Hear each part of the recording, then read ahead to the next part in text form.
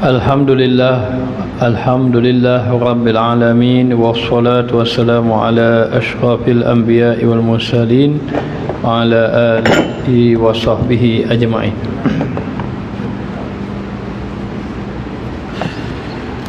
Allahumma lakal hamdu syukra wa lakal mannu fadla wa nastaghfiruka ya hayyu ya qayyum. Salli wa sallim adada ilmika ala abdika wa rasulika wa habibika sayyidil ma'sum ala alihi wa sahbihi wa ahli mahabbatihi wa aslih syu'unal ummati wa farij 'anna al-humuma wal ghumuma ya hayyu ya qayyum. Rabbi shrah li sadri wa yassir li amri wa halul 'uqdatam min lisani yafqahu qawli. InsyaAllah malam ini kita sambung pengajian kita hikam kita, dan kita sampai pada muka surat yang ke-18. Qala musannif rahimahullahu ta'ala wa nafa'ana bi'ulumihi fid darain amin. La yatarakkabu farar al-aghyari fa inna zalika yaqta'uka an wujudil muraqabati lahu fima huwa muqimuka fihi. Maksudnya, jangan engkau menuntut akan selesai daripada aghyar, yakni aghyar adalah selain pada Allah. Maka bahwasanya yang demikian itu memutuskan ia akan dikau daripada wujud muraqabah. Muraqabah yakni merasa diri diperhati oleh Allah Subhanahu wa taala.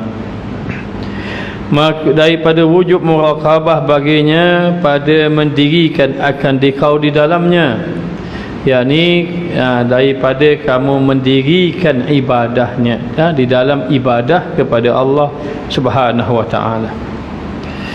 Yakni jangan engkau menuntut dalam mengerjakan amal itu selesai daripada aghyar, yakni selain daripada Allah yang telah mendirikan Allah akan dikau di dalamnya. Yakni jangan kamu menuntut selesai pekerjaan selain daripada Allah. Apabila kita melakukan sesuatu pekerjaan, bila sampai masa Allah memanggil kita, jangan kita nak selesaikan pekerjaan itu bagi habis.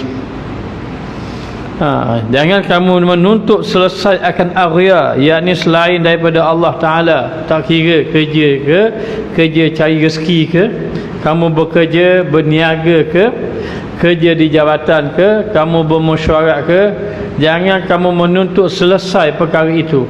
Nantilah kita habis mesyuarat baru kita sembahyang. Kita habis mesyuarat barulah kita sembahyang, akhirnya 6:30 kat pukul 7 baru sembahyang asar. Ini contoh. La yataraqqab, jangan kamu mengintai-ngintai farara aghyar, selesai pekerjaan itu. Jangan kamu cari tadi. Kerana apa? Fa inna zalika yaqta'uka an wujudil muraqabah. Kerana perbuatan yang kamu buat tadi, kamu nak selesaikan perkara urusan ini, memutuskan kamu daripada merasa Allah memerhati kamu. Maka kamu tak merasa Allah memerhati. Tapi kalau datang waktu solat, kamu tinggal terus pekerjaan, pergi mengerjakan solat. Ini maknanya dia telah menunaikan hak Allah. Dia telah menunaikan hak waktu dia tadi. Maka dikatakan bahawa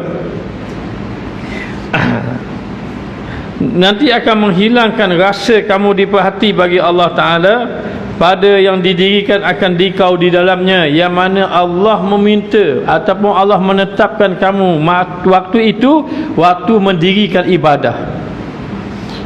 Contoh macam mana? Contoh waktu zuhur kita tengah buat kerja, maka bila masuk saja azan, masuk waktu azan, itu waktu yang Allah tuntut kamu beribadah pada dia. Jangan kamu fikir, tak apalah, selesai dululah kerja ni, nanti kita sembahyang, ataupun kita selesai sikit lagi. Sahabat Nabi ada satu orang, dia buat bangunan rumah bata ni, dia susun batu.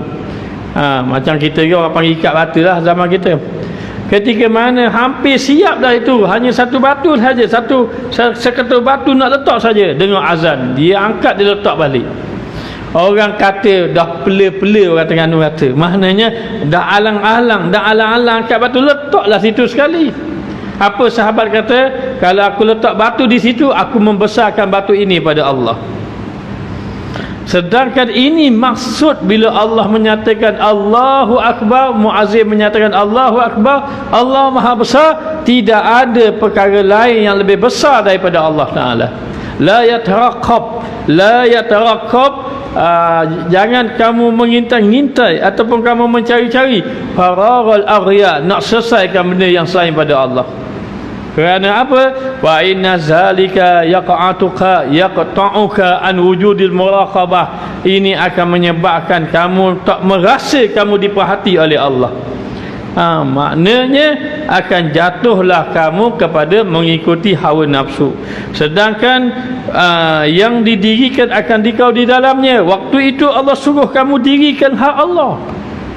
Yakni jangan engkau menuntut-nuntut dalam mengerjakan amal itu selesai daripada awia. Dalam nak kerja amal, kamu selesaikan benda lain. Tak apalah, nak sembahyang bukan tak nak sembahyang, nak sembahyang tapi nak selesai ni dulu. Siti Aisyah radhiyallahu anha, kata Siti Aisyah, ketika mana Nabi SAW duduk di rumah, maka kerja Siti Aisyah ringan. Kenapa? Sebab Rasulullah seorang yang ringan tulang. Orang panggil dia ringan tulang, rajin. Dia tolong kemas rumah, dia tolong. Rasulullah tak duduk saja. Maka Rasulullah tolong kemas rumah, Rasulullah tolong, maknanya mana-mana yang boleh kerja rumah tolong. Ringan, kata Siti Aisyah, kalau Rasulullah ada. Namun apabila azan saja Rasulullah mendengar azan, lalulah, kata Siti Aisyah, bagaikan Rasulullah tidak mengenali dia. Seolah-olah macam Rasulullah tak kenal dah Aisyah. Seolah-olah Rasulullah tak ada Aisyah depan mata. Seolah-olah begitu. Lantaran cepatnya Rasulullah menyahut seruan Allah, beribadah kepada Allah. Kerana itulah hukum waktu, itulah hak waktu yang ketika itu. Tak sampai hak waktu, macam kita tak sampai lagi waktu isyak, mayang lalu dah, mana boleh, tak sampai lagi. Maka Allah suruh kamu buat kerja, tak apa. Tetapi apabila sampai masanya, la yatarakab, faragul aghya, jangan kamu cari-cari, selesai dulu kerja luar tadi. Ini yang berlaku maknanya. Lalu kata pengarang kitab kita, apa maksudnya? Jangan engkau menuntut-nuntut suatu waktu yang lain. Waktu ini waktu sembahyang, tak apalah, petang kayak gidang lagi, masa ada lagi. Jangan kamu tuntut waktu lain. Maknanya suatu waktu yang lain daripada waktu yang engkau di dalamnya. Kamu sudah ada di dalam waktu itu. Dalam waktu itu waktu ibadah kamu, tapi kamu cari waktu lain. Tak apa, kayak gini boleh sembahyang. Ini contoh sembahyang, banyak lagi. Kegi boleh sembahyang, kegi selesai dahulu. Bermakna apa? Bermakna kamu mencari waktu lain dalam waktu yang diperlukan sekarang itu, waktu itu. Maka kamu cari-cari suatu waktu yang lain di dalamnya, tetapi kerjakan olehmu akan amal dalam tiap-tiap waktu dengan segala hukum yang sepatutnya kamu kena amal kerjakan mengikut hukum waktu itu. Waktu itu waktu apa? Waktu sembahyang. Waktu itu waktu apa? Waktu ibadah. Maknanya perlu masa beribadah kepada Allah Subhanahu wa taala. Sebab itu Allah menyatakan iza nudiya lis-salah, apabila kamu mendengar azan berkumandang, fas'au ila zikrillah, kamu kena segera ingat pada Allah. Lepas pada itu wazarul bai', kamu kena tinggal jual beli. Zalikum khairul lakum in kuntum ta'lamun, itulah yang baik kalau kamu mengetahui. Habis daripada hukum waktu itu waktu sembahyang, kamu pun kerja sembahyang. Alhamdulillah sudah selesai sembahyang. Fa idza qudiyatis shalah, apabila selesai mengerjakan sembahyang, fantashiru fil ardh, bertebaranlah kamu atas muka dunia, masuk semula kerja. Masuk semula kerja. Fantashuru fil ardh wabtagu min fadlillah. Maka carilah kelebihan Allah Subhanahu wa taala. La'allakum tuflihun, moga-moga kamu beroleh kejayaan. Maka dikatakan bahawa jangan kamu ini cari waktu lain. Begitulah kita kalau ada peluang beribadat. Orang kata ada kelas Quran ni, nanti dulu nak selesai kerja dulu, nanti satu masa masuklah kelas Quran. Jangan begitu. Ada masa peluang. Maknanya ada waktu kuliah, besok kita ada kuliah maghrib, insyaAllah, besok nanti dulu lah nak selesai tu, mungkin bulan depan lah start masuk. Ni pihak masjid ada buka kelas fardu ain, kita buka minggu depan. Minggu depan tak boleh, nanti rasa nak masuk bulan depan. Jangan tangguh-tangguh, jangan menangguh-tangguh. Kamu mencari satu masa yang sepatutnya kamu dirikan amal pada waktu itu.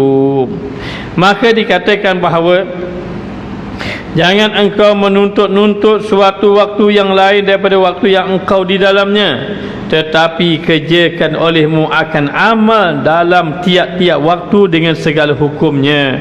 Maka teruskan melakukan amal. Kata Rasulullah kepada satu orang sahabat, wahai sahabat, jangan kamu menunggu-nunggu. Bila kamu sudah waktu pagi, jangan tunggu waktu petang. Bila sudah petang, jangan tunggu pagi. Maknanya la ta'ja' amalaka ila ghadin, jangan kamu tangguh amal ibadah kamu kepada besok hari. Jangan tangguh. Maknanya, dan dirikan olehmu tiap-tiap hak dalam tempatnya, dan kamu tunaikan hak kerana ini tempatnya. Maka hendaklah seseorang tadi memahami bahawa setiap waktu itu ada hak dia, tunaikan hak dia. Tunaikan hak dia tadi. Dan jangan engkau menuntut akan sehat. Nantilah tunggu sehat mulai-mulai. Sehat ke, tunggu lapang ke, tunggu apa-apa, jangan tunggu-tunggu. Sebab itu Nabi SAW bersabda, "Iutani khamsan qabla khamsin." Rebut 5 perkara sebelum datang 5 perkara. Sihatuka, sehat kamu, qabla suqmika, sebelum sakit kamu. Masa sihat beribadat, jangan tunggu masa sakit. Masa sihat inilah kita nak beribadat kepada Allah Subhanahu wa taala. Masa kita lapang, jangan tunggu waktu sibuk. Masa lapang inilah maknanya kita boleh beribadah kepada Allah. Maka masa ada ruang, masa ada lapang, maka beribadatlah kita kepada Allah Subhanahu wa taala. Dan ketika mana sahaja kita ada harta, masa kita kaya, infak selalu, jangan tunggu nanti sampai masa kita fakir. Ghinaka qabla fakrika, waktu kaya kamu sebelum datang waktu fakir. Waktu syababuka qabla haramika, waktu muda kamu sebelum sampai waktu tua.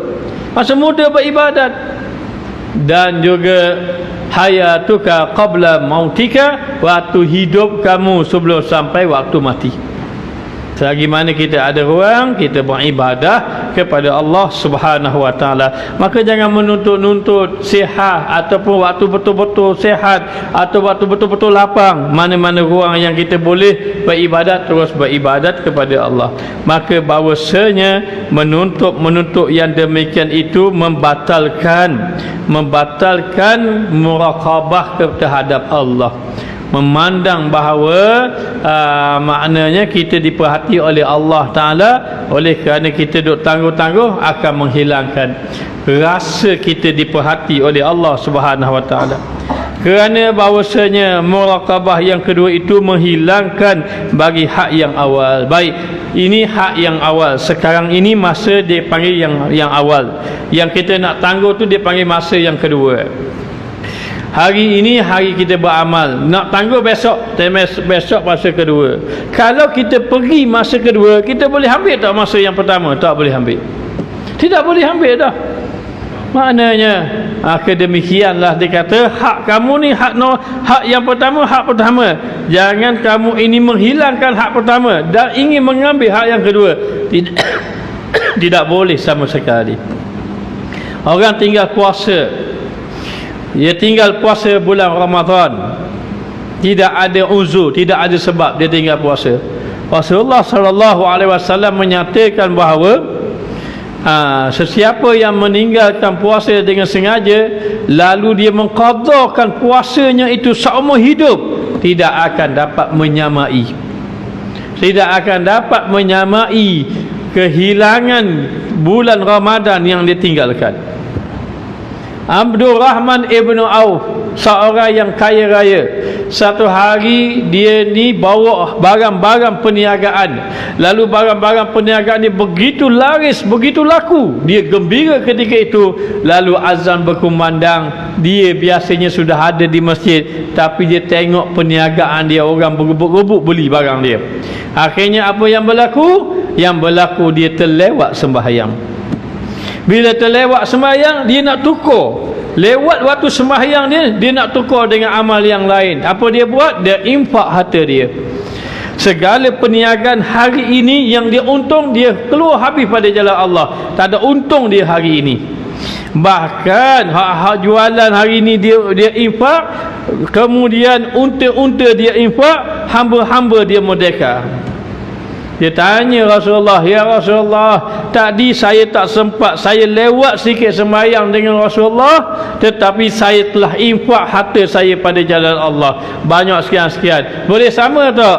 Wahai Abu Bakar, wahai Abdul Rahman, kalau mu ada dunia dan segala isi, kamu infak, kamu tak akan dapat menyamai apa yang kamu terluput itu. Tak dapat. Tidak dapat. Sebab itu dikatakan bahawa apa-apa yang sudah terluput tidak akan dapat dikembalikan lagi. Tidak akan dapat dikembalikan lagi. Hanya ada pendapat kata, ulama kata amalan tak boleh dah, tetapi boleh mengisi kekosongan dengan dua. Apa dia? Yang pertama dengan banyak istighfar. Banyak istighfar kita, dosa-dosa kita yang lalu, lalai-lalai kita yang lalu, nanti akan diampunkan oleh Allah Ta'ala, dipadamkan oleh Allah dengan istighfar. Yang kedua dengan selawat. Istighfar menghapuskan dosa, selawat menggandakan pahala. Begini amalan. Kalau yang lepas-lepas dah lalai banyak, kita yang lepas-lepas dah lalai banyak, maka untuk kita nak dapat lagi kembali itu, jalannya adalah dua. Yang pertama istighfar, yang kedua banyakkan berselawat kepada Nabi Muhammad sallallahu alaihi wasallam. Maka kebanyakan orang telah lalai, lalu dia ini menunda-nunda, mengambil waktu yang kedua, meletakkan bahawa dia akan tak apalah, nanti satu masa nanti dia akan buat amal. Waktu kedua tu bila? Besok. Waktu yang pertama sekarang. Maka ulama mengatakan waktu itu ada tiga je. Apa dia waktu ada tiga? Ya, waktu yang pertama, waktu yang lepas. Waktu yang lepas, waktu yang telah banyak kita lalaikan. Yang kedua, waktu yang ada sekarang, waktu yang perlu kita isi dengan ibadah kepada Allah. Waktu yang ketiga, waktu yang akan datang, waktu yang kita tidak pasti kita dapat atau tidak dapat. Tidak pasti. Sebab itu kita kena berdoa, wa ballighna Ramadan, sampaikan kami pada Ramadan. Kita tak pasti sampai ke tidak sampai. Jadi kita mengatakan bahawa tak apa, nanti satu hari nanti saya akan beribadat bersungguh-sungguh. Satu hari nanti itu adalah waktu yang ketiga, belum pasti kita dapat. Belum pasti kita dapat. Sedangkan waktu yang dahulu sudah lama kita tinggalkan. Dia semakin jauh dengan kita. Lalu dikatakan di sini kerana bahawasanya muraqabah yang kedua itu menghilangkan bagi hak yang awal, hak yang pertama. Muraqabah, kita mengintai-ngintai, memerhati pada waktu yang kedua, besok itu menghilangkan hak pada waktu yang pertama. Waktu yang pertama, dan bagi yang awal itu pada haknya, tiada bagi yang keduanya. Hak yang awal mana boleh beri pada yang kedua, tidak boleh. Walaupun kita kata tak apa qada. Dulu ada satu orang selalu ikut saya, alhamdulillah dia rajin, maknanya. Kemudian dia pindah agak jauh sikit. Lepas tu lama saya dah jumpa dia. Kemudian jumpa dia, macam mana bekerja? Alhamdulillah Ustaz, saya kerja sekian-sekian, dah dapat kerja dah. Maknanya kerja ni cukuplah dia, alhamdulillah. Lalu saya terus tanya, bagaimana sembahyang? Sembahyang ni dia bergerak sikit nak jawab. Sembahyang ni Ustaz, dah bila barang sampai kena buat kerja barang, saya qada mau Ustaz. Qada semua mana boleh qada? Bukanlah kamu ni tak boleh mengerjakan solat. Maknanya tak boleh qada. Tak boleh qada ke Ustaz? Tak boleh. Waktu yang pertama tu mana kita boleh qada-qada? Tidak boleh. Dah selama ni dia qada, ingat tak apa? Masya-Allah. Ingat tak apa? Tak boleh mengqadakan, tidak boleh. Ia tidak termasuk perkara yang uzur kerana dia arya. Kerja ni arya. Apa makna arya? Makna kerja ni benda-benda yang selain pada Allah. Tidak dimasuk dalam ibadat yang khusus. Kalau dia jadi ibadat umum. Macam kita niat supaya harta, dapat harta halal, itu harta kita nak tangguh ni, dia jadi ibadat. Tapi ibadat umum, ibadat khusus lebih utama daripada ibadat umum. Kesibukan kita macam mana, ibadat khusus lebih utama. Maka dia kata saya qada. Kata tak boleh qada, anta kena bertaubat kepada Allah, dan lepas pada ni tak boleh pergi qada. Kerana apa? Waktu yang pertama, hak yang pertama. Waktu yang kedua itu sampai masa hak dia, tunaikan hak yang kedua. Jangan kita ini maknanya dikatakan bahawa menangguh-nangguh ataupun meletakkan hak pertama pergi pada hak kedua. Tak apa, sembahyang boleh kita qada, tak apa.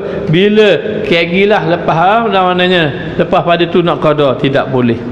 Maknanya maka dikatakan bahawa menghilangkan pada hak yang awal tadi. Dan bagi yang awal itu daripada haknya tiada bagi yang kedua. Yang awal tidak boleh beri pada yang kedua. Yang kedua, buat yang awal tadi tidak akan sama dengan kita buat pada waktu yang kedua. Sembahyang tunai dengan qada mana boleh sama? Memanglah tunai lebih afdal daripada qada. Bahkan qada dengan sengaja boleh membawa dosa. Tidak akan sama. Maknanya masuk hak yang pertama kita beri pada hak yang kedua. Maka demikianlah dikatakan bahawa sama ada hak yang pertama yang kedua ditangguhkan. Maknanya itu semua tidak membawa kepada kebaikan. Maka dengan wujud yang kedua itu hilanglah hak yang dahulu. Bila sudah buat yang kedua, maka tak dapat rugi serugi-ruginya. Orang-orang dahulu, para sahabat, dia memahami. Bayangkanlah rakaat itu lebih afdal daripada dunia dan segala isi. Ketika mana Abdurrahman ibn Auf, Abdurrahman ibn Auf menginfakkan harta dia pada jalan Allah, dan dia tanya, ya Rasulullah, saya tadi sembahyang lewat dengan Rasulullah, tapi saya telah infak harta saya pada jalan Allah dengan harta saya sekian-sekian. Bolehkah saya ini menyamai dengan ibadat saya yang saya kurang tadi? Rasulullah kata, wahai Abdurrahman, kalaulah kamu ada dunia dan segala isi, kamu infak pada jalan Allah, tidak akan sama dengan sembahyang kamu yang lewat tadi. Lalu menyesallah dia, Sayyidina Abdurrahman ibn Auf, kerana telah terluput sesuatu yang paling besar. Apa paling besar atas muka dunia? Ubudiyah pada Allah. Tidak ada besar lagi. Ibadat. Rakaat itu lebih besar daripada dunia dan segala isinya. Itu baru rakaat.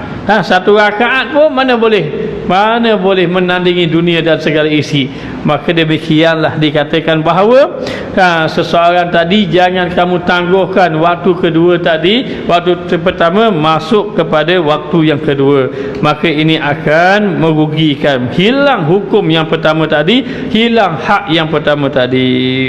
Maka lazimlah atasmu dengan mendirikan bagi hak waktu. Maka hendaklah kamu tunaikan waktu-waktu yang tertentu mengikut amalan yang ada. Nabi SAW bersabda, min husni islami mar'i taukuhu ma la ya'nihi. Daripada keelokan orang Islam, daripada keelokan orang Islam itu adalah dia meninggalkan perkara yang tidak memberi manfaat. Ada masa, maka dia gunakan masa tadi kepada kebaikan, maka tidak menangguh-nangguhkan. Maka demikianlah pada perkara-perkara yang lain. Kiaskanlah perkara yang lain. Sesiapa yang melakukan dosa, jangan menangguh-nangguhkan taubat. Bahkan Nabi kata pada Sayyidina Ali, ya Ali, jangan kamu ini, kalau datang 3 perkara ini, jangan kamu tangguh-tangguh, segera.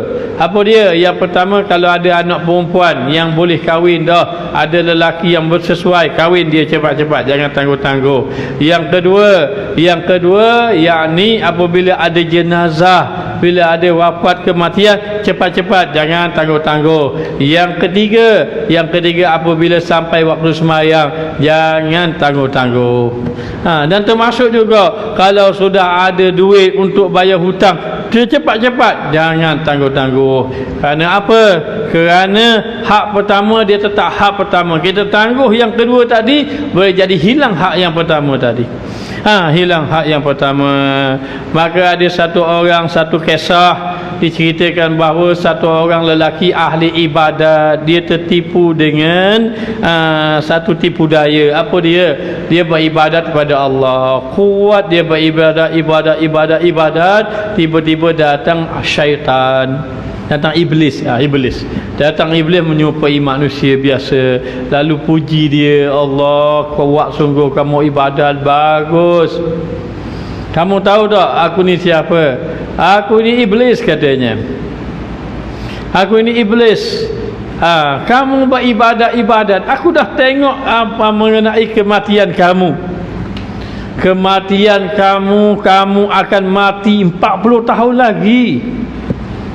40 tahun lagi. Tidakkah kamu merasa letih dalam ibadat kamu? 40 tahun. Maka iblis pun bagi cadangan. Apa kata? Kalau kamu kamu bermaksiat 20 tahun, dan 20 tahun kemudian lagi kamu beribadat, kamu bertaubat, kamu beribadat. Dia pun fikir 40 tahun. Aku telah melihat kematian kamu. Di alam sana aku telah tengok kematian kamu. 40 tahun lagi kematian kamu. Jadi tak keletih kamu. Orang lain tidur, mu duk jaga malam. Orang lain tidur panjang, mu tidur pendek. Orang lain makan banyak, mu makan sikit. Orang lain maknanya duduk rehat-rehat, kamu buat taat sampai penat-penat. Kamu tidak mau ke rehat-rehat, berseronok-seronok, lepas pada itu beribadah, kembali kepada Allah. Oh gitu. Dia fikir-fikir, mulai 40 tahun lambat lagi. 40 tahun lambat lagi, dang lagi, dia kata. Lalu apa berlaku? Beliau ini meninggalkan ibadat, maka bermaksiat. Tak sampai 10 tahun mati dia. Tak sampai 10 tahun mati dia. Mati di dalam maksiat kerana tertipu daya dengan syaitan. Maka jangan dikatakan bahawa selagi mana ada jalan kamu untuk beribadat, jalanlah beribadat. Kita tidak tahu besok hari macam mana, apa yang berlaku pada kita. Maka selagi mana ada teruskan ibadat tadi. Maka dia kata, dirikan hak waktu, dan jangan engkau kata esok-esok. Jangan. Besok tak apa, lusa tak apa, dan lagi. Bila datang waktu azan, baru masa waktu, awal lagi. Begitulah maknanya la yatarakab. Jangan kamu tangguh-tangguh. Itu sebenar merosakkan apa? Merosakkan hati. Merosakkan hati, memikirkan selain pada Allah, menghilangkan muraqabah. Apa makna muraqabah? Merasa hati kita diperhati oleh Allah, ia akan merosakkan hati kita. Akhir sekali apabila dah jadi biasa tangguh-tangguh, akhir sekali lama-lama dia akan membawa kepada meninggalkan ibadah. Daripada awal waktu, tak apa awal lagi, akhirnya sembahyang lewat, kemudian meninggalkan ibadah, membawa kepada tinggal ibadah. Bila membawa kepada tinggal ibadah, akhir sekali terjerumus di dalam maksiat. Bila sudah terjerumus di dalam maksiat, akhir sekali menangguhkan taubat. menangguhkan taubat. Ini yang dikatakan musibah. Lalu dikatakan bahawa jangan kamu duk tangguh-tangguh dan jangan engkau kata esok-esok. Kenapa? Yang demikian itu membinasakan amal kamu. Allah Subhanahu wa taala dia tidak melihat banyak amal kamu, tapi Allah melihat hati kamu ikhlas tidak ikhlas. Amal kita nak sah, jadi amal ibadat kita jadi sah, kita kena jaga syarat dia, rukun dia, kita kena jaga. Tetapi nak menyebabkan amal ibadat itu diterima, Allah melihat kepada hati kita. Bila Allah Ta'ala melihat pada hati kita, maka Allah mahu kita beribadat secara berterusan, secara istiqamah, dan Allah memberi peluang kita beribadah kepada Allah. Maka peluang dalam melakukan ibadat tidak boleh ditangguh-tangguhkan, tidak boleh ditangguh-tangguhkan, kerana kesihatan itu Allah bagi, nikmat akal fikiran tubuh badan Allah bagi, nikmat kita boleh berfikir semua Allah bagi, dan semua Allah bagi nikmat-nikmat itu untuk kita beribadah kepada Allah Subhanahu wa taala. Maka kalau kita gunakan nikmat-nikmat itu lalu kita menangguh-nangguhkan, tak apalah, besok kita boleh ibadat, besok kita boleh begini, maka membawa kepada binasa. Wa qalu law kunna nasma'u aw naqilu ma kunna fi ashabis sa'ir. Mereka berkata, kalau kami mikir dulu, kami dengar, kami mikir betul-betul, nascaya kami tak jadi ahli neraka sa'ir. Maka dikatakan di sini, hendaklah kamu tunaikan hak tadi, kau tidak membinasakan, dan adalah engkau itu tuntut dengan muraqabah waktu yang engkau di dalamnya. Dan ketika mana kamu ada waktu itu, kamu kena merasakan bahawa adanya muraqabatullah, muraqabah, rasa diperhati oleh Allah Subhanahu wa taala. Maka orang salafus salih, baik Sayyidina Osman Ibn Affan, baik Sayyidina Ali, bila dengar azan berkumandang pucat muka. Lalu ditanya, kenapa wajah kamu pucat? Lalu dia mengatakan, tahukah kita di hadapan siapa kita nak berdiri tadi? Di hadapan siapa? Maka dalam keadaan macam itu, bila sahaja sampai masa kita tahu ketika ini Allah mahu benda apa kita. Waktu ini azan, apa yang Allah nak daripada kita apabila mendengar azan? Waktu ini Allah Ta'ala bagi sihat, apa yang Allah inginkan kita ketika mana kita sihat?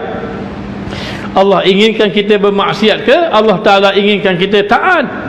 Waktu ini waktu kita sihat, maka Allah perlukan, Allah ingin melihat kita ini taat kepada Allah, maka perlu merasa bahawa kita diperhati oleh Allah Ta'ala untuk melakukan ketaatan kepada Allah. Lalu dikatakan di sini,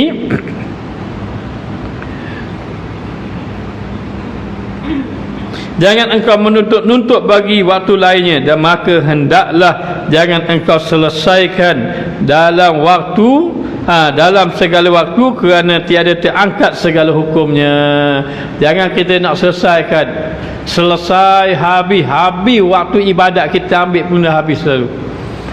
Maknanya akhir sekali tak terangkat hukum yang pertama tadi, tetap kamu kena beribadat, waktu itu waktu ibadat, maka kita nak selesai dulu perkara arya, perkara yang selain pada Allah, maka ini akan membawa kepada kebinasaan.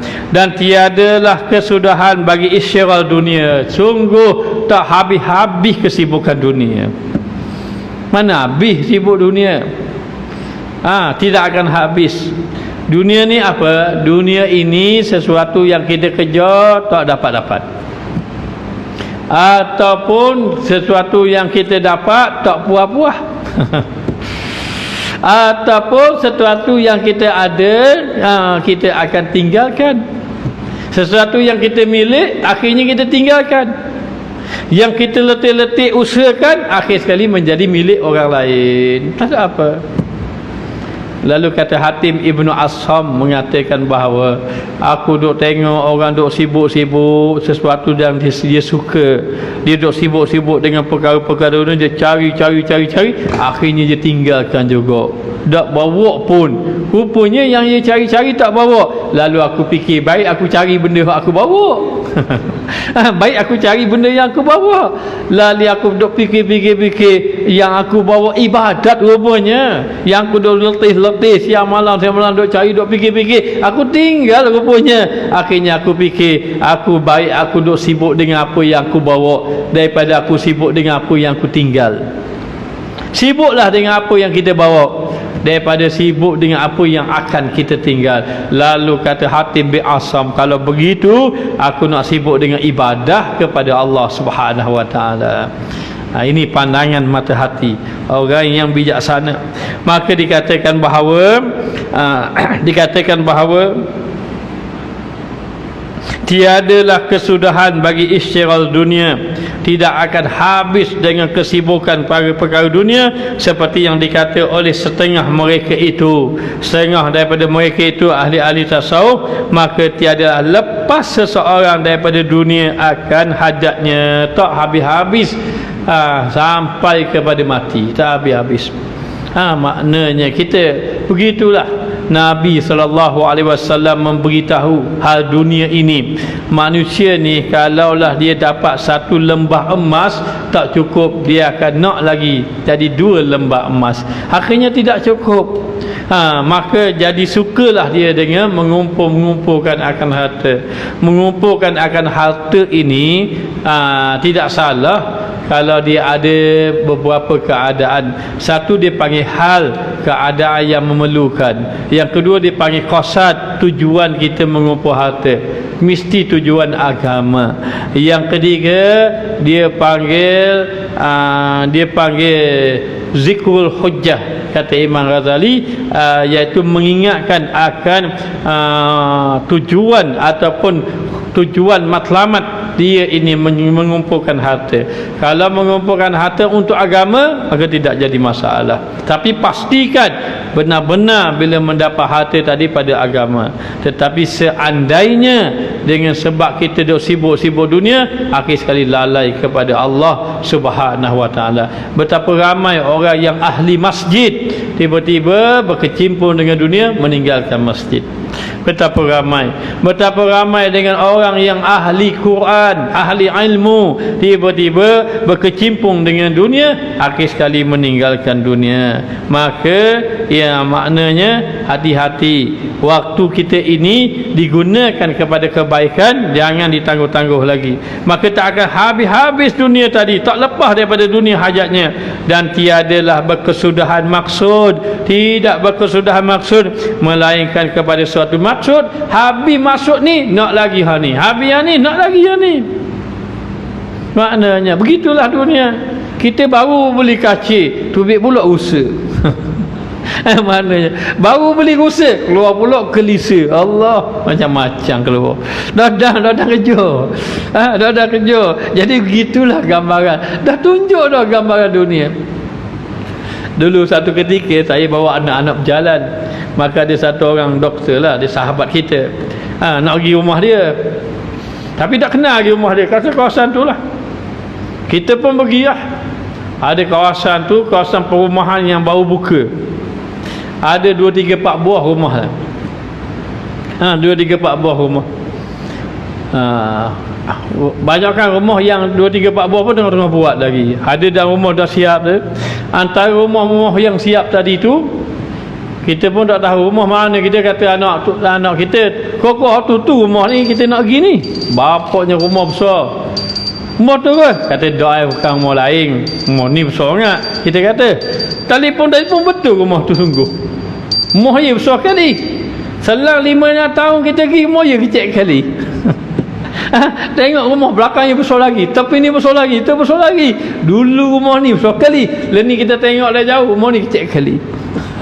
Begitulah dah kerja kita, dah kerja. Maka dikatakan bahawa tidak akan lepas kalau sampai satu maksud, nak lagi, melainkan nak satu maksud lagi. Dan kata Abu Hafsin radhiyallahu anhu, bermula fakir yang sadiq, fakir ni orang yang ingin mencari redha Allah, yang benar, yakni yang berhajat kepada Allah, iaitu ada ia dalam tiap-tiap waktu dengan hukumnya. Orang yang fakir berhajat pada Allah, bila dia duduk dalam waktu, dia tunaikan hukum dia tadi. Maknanya, maka apabila datang atasnya barang yang membimbangkan akan dia daripada hukum waktunya, tiba-tiba datang benda yang menyibukkan dia, tak kira lah sama ada maknanya pekerjaan dan seumpamanya, maka liarlah ia daripadanya. Dia pun jadi liar daripada perkara yang lain, dia pergi pada ibadat. Ini orang yang benar-benar jujur maknanya. Dan dinafikannya daripadanya, maka ditolaknya, dia akan tumpu kepada ni ibadah kepada Allah Subhanahu wa taala. Satu hari Nabi SAW beritahu pada sahabat, lepas semayang asar tidak ada semayang sunat. Lepas semayang asar tidak ada semayang sunat. Selang beberapa lama Nabi SAW lepas asar semayang sunat. Sahabat heran, Nabi semayang sunat juga. Heran sahabat.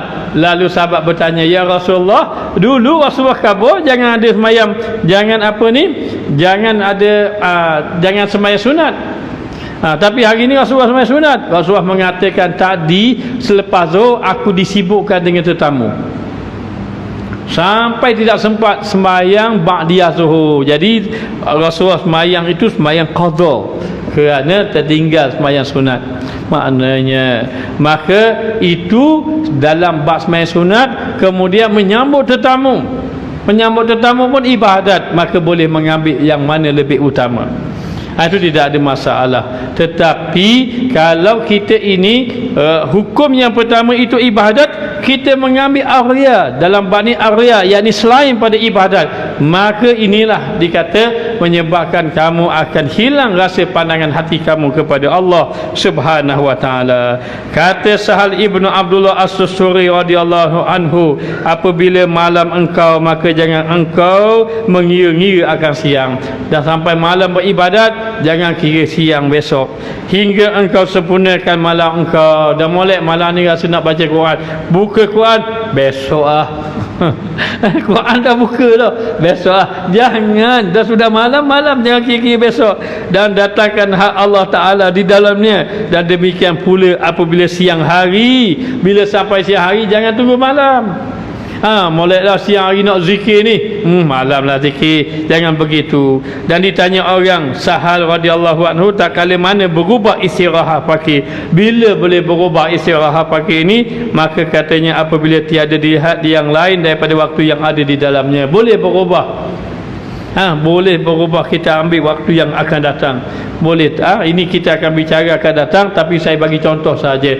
Ada satu orang sahabat, dia ini ahli ibadat, banyak beribadat, sampai dia tak rehat-rehat ibadat. Lalu Rasulullah kata, rehatlah kamu. Rehatlah kamu, jangan sampai begitu.